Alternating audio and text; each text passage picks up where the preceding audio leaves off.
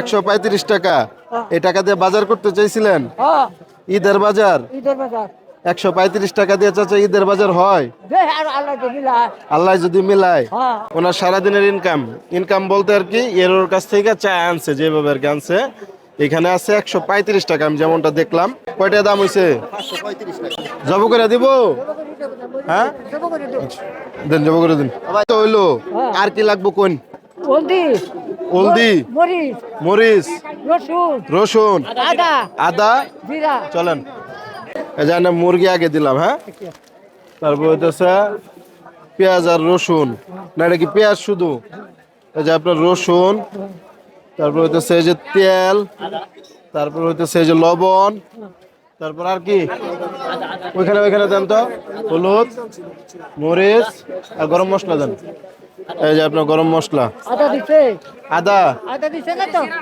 ও জিরা আছে, আদা দেন। এই যে আদা হইছে। হ্যাঁ কি মানে ঈদের দিন গোসল করে মাঠে যাবেন? আচ্ছা আচ্ছা আচ্ছা, একটা সাবান দাও তো। সাবান আছে? এটা কি ওজন হয়ে গেছে বেশি? আচ্ছা, এটা যে ওনার কাছে থাকুক। হ্যাঁ, কত হলো টোটাল আপনার কাছে? এই যে সাবান, ঠিক আছে।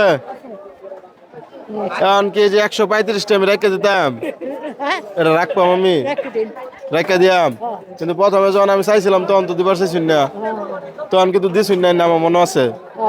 মানে এটা কি করবাম? বাড়ি কোনো কইছিলেন লাভাই, কিন্তু কি ভ্যান গাড়ি চলে? ভ্যান গাড়ি চলে। এই পুরাটা দেয়া গাড়ি ভাড়া দেওয়া দেন গেছে। হ্যাঁ, আমার এটা লাগতো না। ভালো থাকুন যে।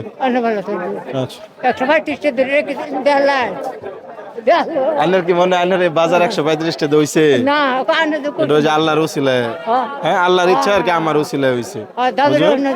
না আমি দাবি রাখতাম, আমি খুশি হয়েছি। আমার দোয়া করুন যে। হ্যাঁ, আচ্ছা, ভালো থাকুন যে। আল্লাহ হাফেজ।